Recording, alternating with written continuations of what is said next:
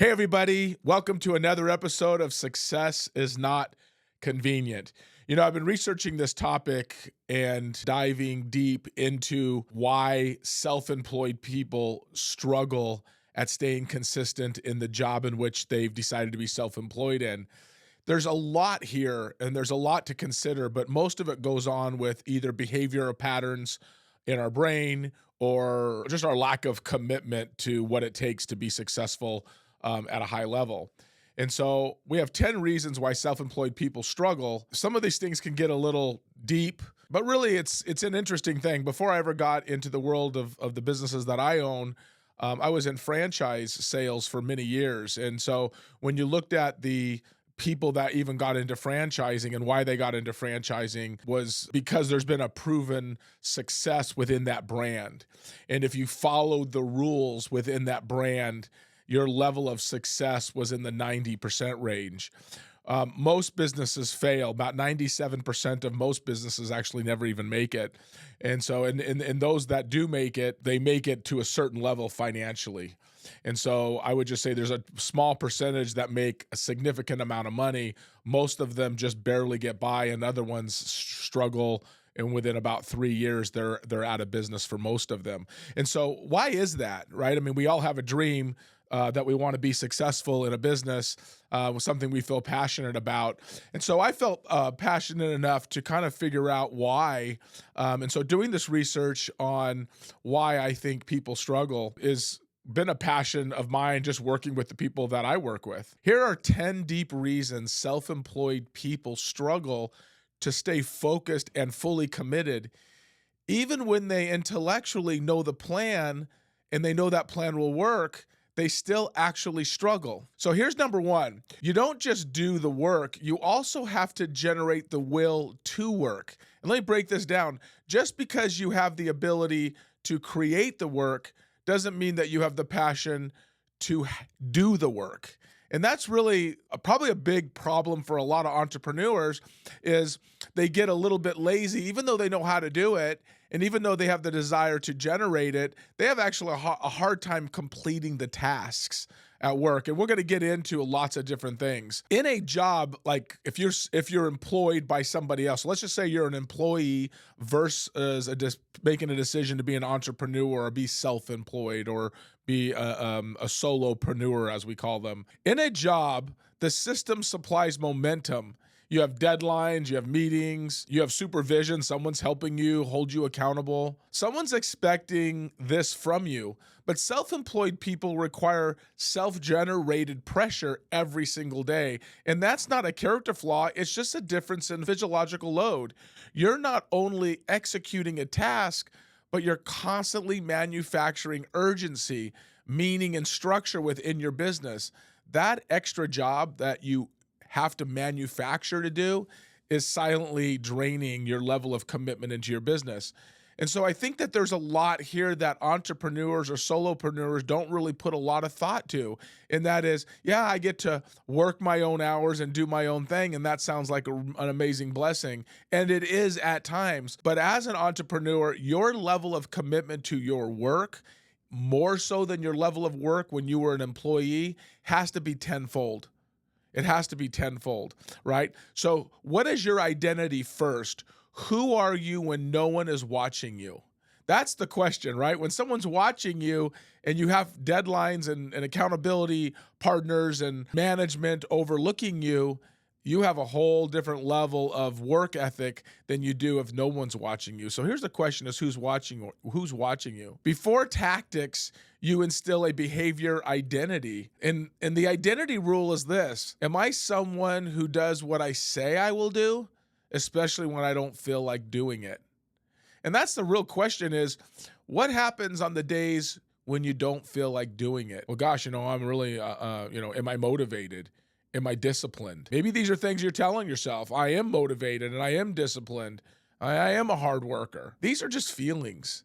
These are affirmations that you tell yourself based on feelings. And is it important that you have those things? Yes, it's important that you feel those things, but they're just still feelings. What you need to do is implement and commit to 5 non-negotiable behaviors, not just goals.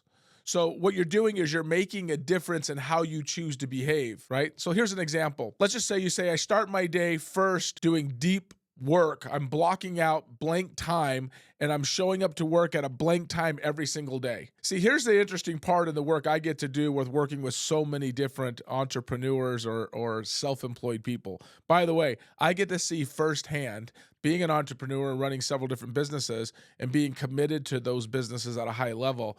I get to see really what true entrepreneurs or slash self-employed people act like. Getting someone to show up to work every day at the same time, if we were paying them, they'd be here on time or they wouldn't work here. But when they're self-employed and they have an opportunity to create a tremendous amount of not only wealth, a tremendous amount of self-discipline, they find that the self-discipline is really the thing they lack the most. So start your work by blocking out a time in which you will show up. Showing up on time is literally half the battle. Says, I do the one revenue creating action daily before everything else. So what is their one thing? Do you have one thing that creates a revenue in your business? And are you doing that first? Most people would say no, but successful people always say yes. You must complete a task that generates revenue. Revenue is the key to all businesses. And it's the one thing that if your business is going to succeed, you need to have revenue, clients, you need to connect with people, right? If you're a business, you need to make sure that if you already have the client, that you're taking care of the client. These are all a priority to every business. There's probably not too many businesses, I can't think of one, that don't require you to have a good relation at some level with your customer. So try to focus on the thing that works the best at driving your business forward, and don't let things that don't drive your business forward consume your time. So for example, don't get into all the social media and the reading and the emails before you start your day, and don't get consumed with that through revenue developing time. Set a schedule and be on time and get the revenue to the business up every single day. Write that down. My job is to get revenue up every single day. In the world I live in, I always tell my folks, without connecting a client with another client, a buyer and a seller in my world, you have no business. Every time you sell a house, you're unemployed. And our job every day, as if we're unemployed, is to go get another employment. The best way to go out and get an employment is to continue to keep applying for positions. And applying for positions, or in our case, we're talking about a salesperson or an entrepreneur, it's putting ourselves in a position where we're always connecting new opportunities so we can continue to keep growing and earning an income for our business. After you focus in on making sure that you're doing your 4 or 5 tasks that have to be done every day, end the day with kind of a scorecard review. Look at the scorecard review and go, how did I do today? How did I do on these 5 measurable things each and every day? We do that within our business every week. So we have lots of measurables, and they have to do with people we're talking to and income we deliver and how many homes our contracts we received and how many homes or how much money and revenue was scored every single week. And there's probably about 15 different score lines or measurables that we look at, right? And so what I want to ask you guys to understand is driving revenue to your business is the only thing that really matters. I'm going to say this again. Driving revenue to your business. So you're an entrepreneur. Now, I'm not telling you there's 100. You guys might be going, well, Bernie, gosh, that's a little ridiculous. I mean, there's so many other things like taking care of your clients and making sure you have great customer service and you're treating people right. Fair. I'm not talking about that. What I'm talking about right now is you won't have to worry about any of those things. You won't have to worry about how your clients feel about you if you don't have clients. You're not going to worry about how you treat your employees. If you don't get revenue coming in, you'll have no employees. If you violate these, you don't excuse it, you record it. And what I'm saying is if for some reason you got off of track, you don't sit there and go, I'll just do better tomorrow. You write it down, you internalize it, you look at it, and you ask yourself this question: why did I get off track today, and what do I have to do tomorrow to stay on track? Number 2, the brain hates uncertain rewards when the strategy is correct. I love this one. Most employment success paths are delayed. If you actually set a 90-day process and create a pipeline, you will succeed in 90 days. But most people, and the problem with most entrepreneurs, if they work 90 days and they don't get what they want, or they work 30 days, they don't get what they want, or they work 60 days and they don't get what they want, they quit. Your brain is wired to prefer immediate, certain rewards. And so for some reason, if you aren't getting the level of success that you want, you're going to want to eliminate that stress in your brain. And so maybe by checking your phone or, going into your CRM and reorganizing that is creating some sort of a delay. Uncertain ones like prospecting and follow-up and difficult conversations, those are the things that people try to get rid of out of their life. So knowing that it will work, meaning calling, doing the follow-up, doing all the prospecting, doing all the things that you should be doing, even though you know it work, doesn't override the nervous system that creates certainty in your brain. So even though you know it works, even though you know that creating the most important thing first in your life creates income, an unbelievable amount of income and a level of success for your business, we still choose to delay the frustration the brain goes through when you put yourself in a position to be uncomfortable. Self-employed people fail because they decide on doing too much. Now, I want to write this down, doing too much. There are so many things that we have as business owners constantly that come at us at 1,000,000 miles an hour. The question we want to ask ourselves is, do we block time for lack of distractions on a daily, weekly basis? I can tell you, man, I'll close my door to work and the people in my company will come in and they'll knock on my door and sit down with me and try to chat with me. I have to put a do not disturb on my door. And what's really interesting and fun to evaluate from my position is almost 90% of the questions and conversations that they want to have with me have nothing to do with their level of production and staying focused on the things that really matter. It usually has to do with their brain taking over and saying, hey, I don't want to do this task right now. So I think what I'm going to go do is fill that time with something that makes me feel good. So the question is for you to identify, what should you be doing? What should you be doing right now? The 1, 2, 3, 4, 5 things that you absolutely know for sure is going to make a biggest difference in your business. And I want you to state it out loud. This is an uncomfortable thing for me to do, but I need to stay focused on this for X amount of time every day.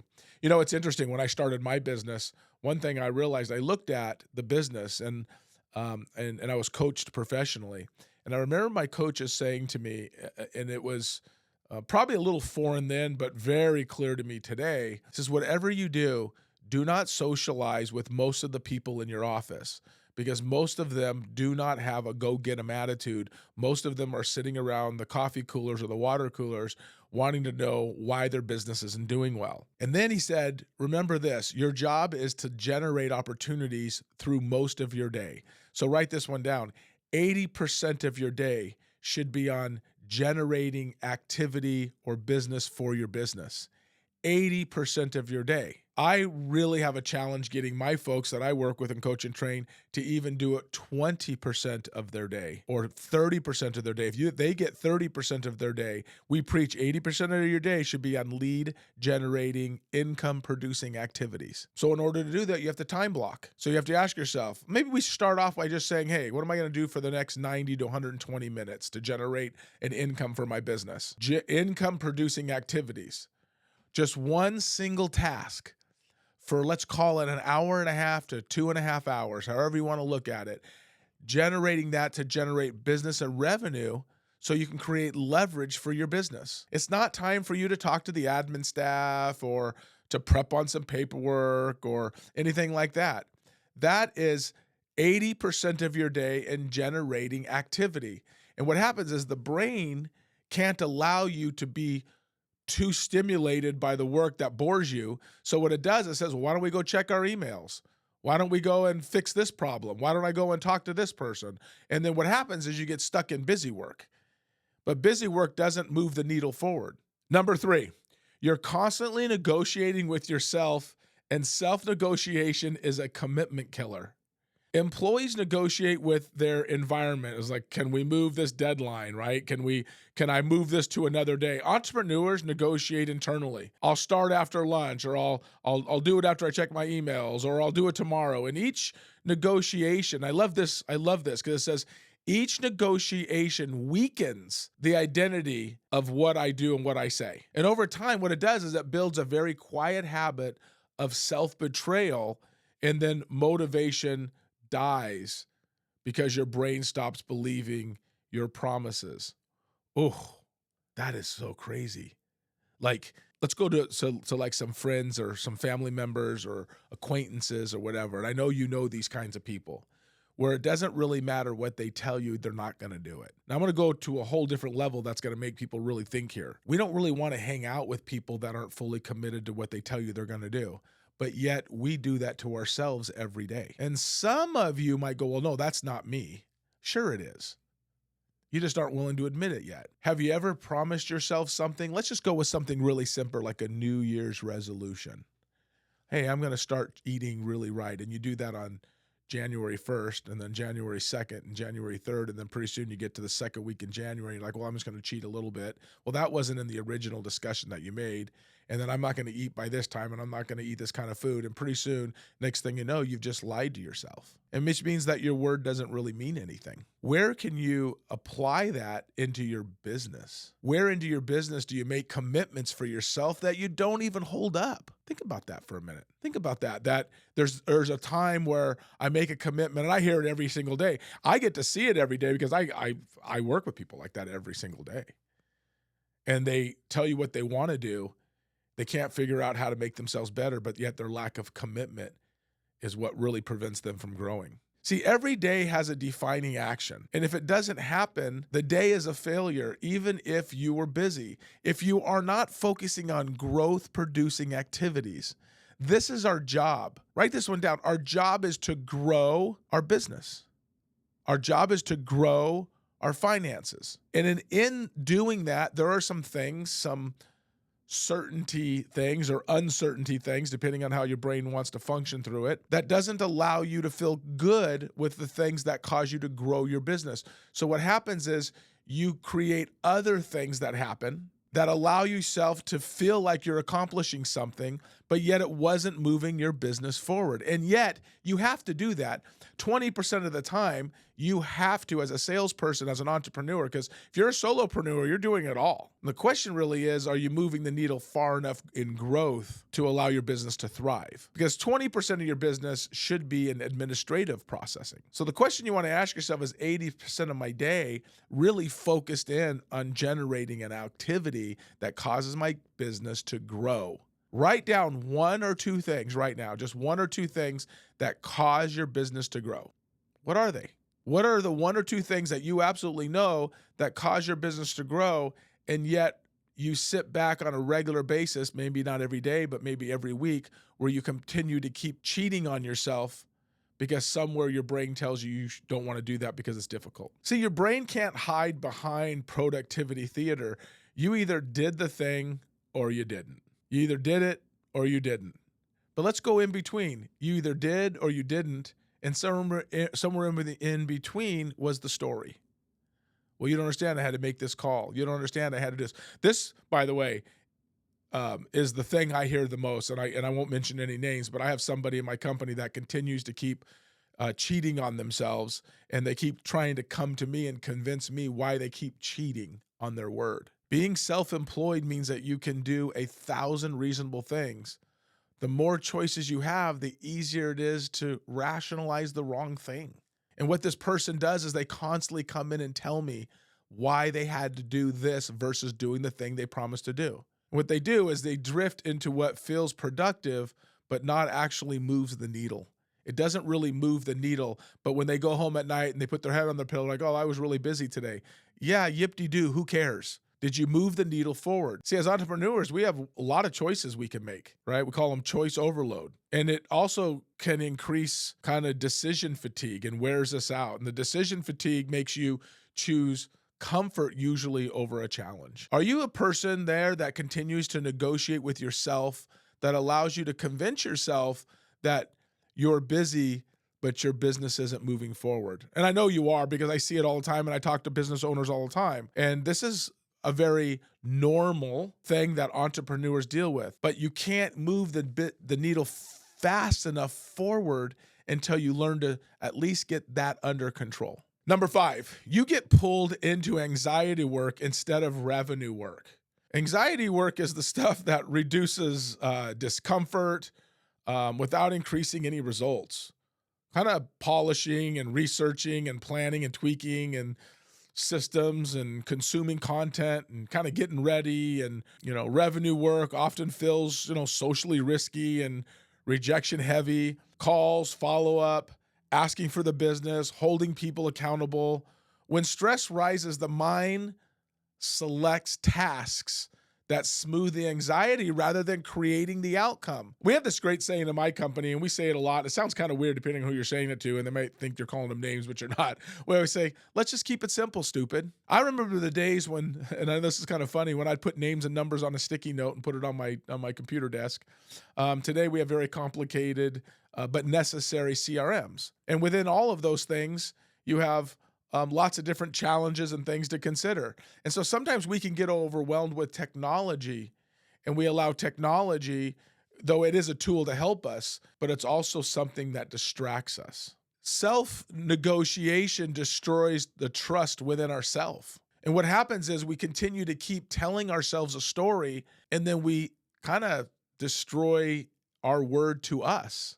We talked about like how many people we may know that are not trustworthy and that are uncommitted, that we don't want to work with people like that, but yet you're doing that to you. Like we get frustrated when somebody does it to us. You ever have those people that are continually late? By the way, I know people that are continually late. I'll be there at 3:00 and they show up at 3:45 or 4:00, or, hey, you have a get together, like, oh, it's called fashionably late. It's called late. It's just called late. And if you have somebody that says, hey, I'll be there at 3 and they show up at 3:20, they're not true to the commitment they made.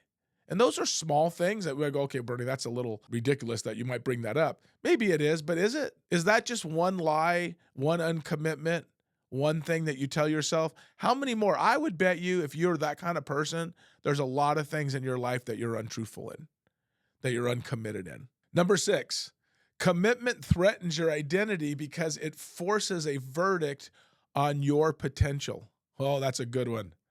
Commitment threatens your identity because it forces a verdict on your potential. If you are fully committed and still fail, it can feel like, wow, maybe I'm just, maybe I'm not who I think I am. So then the brain holds you back subconsciously, and because half commitments protects the ego. Boy, you could say like, I could have succeeded if I really tried. This is kind of painful to admit, but it's very common. Self-employment turns kind of performance into a referendum of self-worth, and useless activity separates results from identity. I mean, you're always disappointing yourself. You're never fully committed. Most resistance is emotional, not logical. I was reading this book once, and it talked about how we operate on our feelings, and our feelings are overrated. Well, that's just how I feel. You can change that. You could actually rewire your emotional feelings. When you feel like resistance in something, ask, what emotion is this kind of task triggering? Why do I feel this way? What is causing me? Am I feeling rejected? Do I feel judgment? Am I just bored? Do I have boredom? Am I overwhelmed potentially? Kind of like imposter syndrome a little bit. What story am I telling myself to avoid it?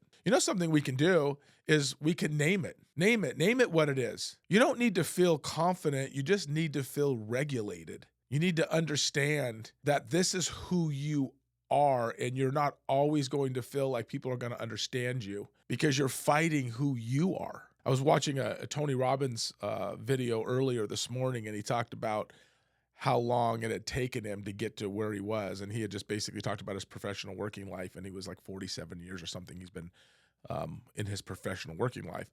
And I love what he said. He goes, you can decide who you are, but when you make the decision of who you are, it's going to take you time to reprogram and wire who you are, because all you are is a product of being programmed by something or someone else. So if you're one that goes, well, I'm emotional, well, change it. Because to be successful requires kind of boring repetition, a process that cannot always be totally fulfilling.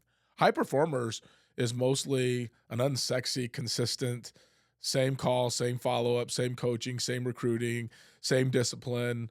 It's the same stuff. But it also, when you have success, it gives you a little bit of a like a dopamine, right? It gives you like a little bit of an excitement. Self-employed people often can become innovation addicts, right? They always want to feel like they're moving forward. Regardless if the needle's moving, they want to be recreators, so to speak. And kind of new lead sources and new scripts or new ideas, new systems. It makes them feel like there's progress, and it kind of keeps hopes alive, but it also prevents compounding. And I can tell you, I've had this experience in my business where you add new things and it gives you a little bit of life, but you're not focusing on the things that you have that can actually produce and move the needle. Number 8, there is no external boundaries between work mode and life mode. This is always a fun one for me because I'm a believer if you're an entrepreneur and you're really building a business, there's no thing as work-life balance, right? I heard this one time, and I know where I heard it from, but they actually quoted somebody else. But they said work, life, financial balance, work balance, life balance, health balance, spiritual balance, all of those things is like standing in a hammock on one leg, juggling eggs and not dropping one. It's pretty difficult to do. And what happens is everybody wants to have this great work-life balance, but it doesn't work that way, unfortunately. So we have to remember that there is no external boundary between our work life and our business life. Sometimes one rolls into the other and sometimes one rolls into the other. And so as you're an entrepreneur, you have to be able to make decisions on what you'll be a part of in your personal life, and you'll have to make a decision on your personal life where your business life fits in and certain things within your family dynamic. I hear it often go, well, what about your family? What about you? Listen, you're also raising a kid. It's called your business. For some that disagree with that, then this video is probably not for you. You shouldn't get into business. I know people, and I have people that I work with today that have this whole work-life balance thing. And if they work with me today and they want it, they're usually low-producing people, and they're not going to excel at a very high level because they're too busy trying to figure out which one of those two coins they want to sit on.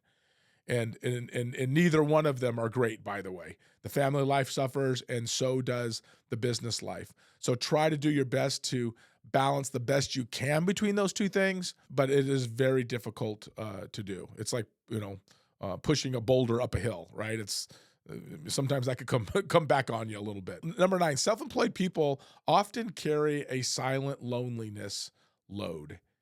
Boy, this is a good one. When you're the owner, you can't fully vent to anybody. You don't want to look uncertain. You become the emotional container for everyone else. And that isolation increases stress and reduces flow. Humans stay more consistent more easily when they are witnessed and challenged and supported. Without that, your brain defaults to short-term comfort. It's never easy. Energy is a business asset, right? And if you have a high level of energy and you can keep yourself energized, that's how you have longevity in the activities that we're talking about today. Let's go with the non-negotiables in this. What is your sleep schedule? Is it consistent? Do you go to bed at the same time? What is your physical movement? Do you go to the gym? Are you consistent in that? Can you say, hey, listen, I go to the gym every day at this time, and can actually give me the minute you leave for the gym? What is the minute you show up to the office? I love this one. Well, I show up around 8-ish. That's not a commitment. This is going to be a tough one for some. So take it for what you want. I hate the snooze button. Some people like the snooze button. I'm not a snoozer. That alarm goes off, I'm up. And even though it's painful, I'm still committed to that time. When you set that alarm clock time, when I say I'm going to go to the gym at X amount of time in the morning, I go to gym at about 4:40 in the morning. When you go to the gym, you're like, hey, listen, I'm going to go to the gym at 4:40. I'm in the gym, and if I'm 3 minutes late, I'm 3 minutes late. I'm not happy because I'm 3 minutes late because everything's on a time schedule. I have to leave the gym no later than 6 o'clock in the morning because I've got other things that have to be done. I have to be home by a certain time. I have other things I have to do. I have to be in the shower at a certain time, get to work at a certain time so I can stay on track and on schedule. If you're one of those people that says, well, gosh, I'm not like that, let's look at your business. I bet your business struggles. I bet you have a hard time staying committed to growing your business. I bet your physical health isn't probably what it wants and needs to be. I bet your bank account isn't as big as you want it to be. I guess people don't probably depend on you like you would hope that they would depend on you. Have some clear, like, non-negotiables on the time you go home. Hey, listen, I'm going to go home at this time. I remember my real estate coach told me one time, we were talking about, kind of being in the real estate business. I was kind of a 24-hour business. She's like, well, why would you do that? Why don't you leave your cell phone in your car? Because clients want to call you 24/7. Or like, well, what do you mean? I don't understand. It's like, well, what time do you stop work? I said 7 p.m., 7 a.m. to 7 p.m., 12-hour days. And she says to me, well, just leave your cell phone in the car. And I said, well, I can't leave cell phone in the car because I also have friends and people that want to get a hold of me that I want to talk to. She looked at me like I had a third eye. She's like, well, go get a personal cell phone and have a business cell phone. So that's what I started to do. I started leaving my cell phone in the car, and I had my personal phone. People would call me on there. My business line was my business line, and I wasn't bothered by it. So I had things that I was non-negotiable. So we have to continue to always work towards working on our own disciplines. I don't think entrepreneurs have a problem being entrepreneurs. I think entrepreneurs who decide to be entrepreneurs have a discipline problem and a behavioral problem and an honesty problem with their word. See, number 10 here is the real battle isn't time management, it's emotional regulation. Most entrepreneurs don't fail because they don't know what to do. They fail because doing it triggers emotional fear and rejection. The fear of being judged and frustration and boredom, resentment, perfectionism, imposter feeling, even a fear of success. A lot of people have a fear of success. You don't have a way to regulate those things in those states.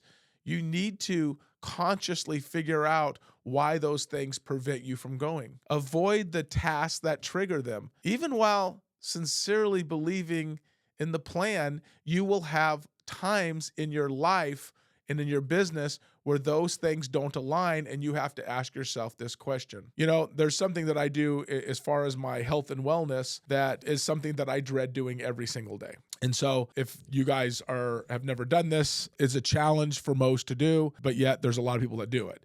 And so I made a decision a couple of years ago that I was going to get a cold tub and just get in, 50-degree water every single day before I came to work. And after doing it for 2 years, I've realized that it is not any easier 2 years later and doing it every single day. It's the one thing you dread doing. Now, it has a lot of health benefits, and believe it or not, the level of commitment it gets you to by doing it is a whole other thing. So I did it for the health reasons, but I also did it and have realized what commitment it has made for me in the rest of the things in my life. Because if you can do something every day you hate doing, right? You're in it 3 or 4 minutes. For 3 or 4 minutes, it's very painful. For the first minute, it's really painful. The next second, 2, 3rd, 4th, and 5th minute, probably not too bad. But you do it every single day. You don't want to do it, but you still do it. And my point is, generating, moving the needle, focusing on the one thing is the one thing that moves the needle, but yet it's the one thing that we continue to keep finding ways to get out of it. See, most people, they quit because they treat discipline like it's a sprint. Discipline is a marathon. Discipline is longevity. Every day I wanted to quit getting in cold water, but every day I try to renegotiate with myself, and I continue to stop and go, nope, I can't do that, because the way I feel is too important. My level of commitment to my word is too important. And no matter how much discomfort I feel for that short amount of time, the reward of how you feel afterward is empowering. You just need to make a decision on who you are and who you want to be. What do you want your life to look like? Because the work you do works, but you don't do the work that you're supposed to be doing, so none of it works. And understand this, that regardless of your mood or how you feel, all your stuff is still due. No matter how good my business is, or no matter how hard I work, or no matter how bad my business is, or no matter how slow things might be at times, my bills are still due. My wife and I still have to eat. My expenses are still there every month, depending on whether I'm there or not. My bills are still there. So here's the core pattern underneath all these 10 things. Self-employment exposes a brutal truth about who you are. And knowing that path doesn't create a capacity to walk it. It's a capacity that comes from structure, accountability, identity, emotional mastery, and not just information. And so I'm going to ask us all as we end this video today to look at ourselves hard and ask ourselves this question: what discipline do I need to work on today, even though I know I don't want to do it, even though I know I struggle in staying committed to it? What is the one thing today that moves the needle in my business? And focus on that one thing every single day. Commit to that for 90 minutes, 120 minutes, 2 hours, 3 hours, 4 hours. doesn't really matter. Just focus on staying committed to the time that you've given that and watch the needle move up. And when you work on that and you can connect the dots backwards, you'll start to realize that, wait a minute, I'm moving my behavior. And when my behavior moves, my business moves with it. Hope you guys enjoyed this video today. Success is not convenient. I'm very passionate about digging into the human mind and how we behave in business. If you have any comments or any thoughts on any of these, I'd certainly love to hear from you. And if you have any thoughts or ideas of topics you'd like to hear from us, we'd love to share those with you. Thank you all for joining us and have a great day.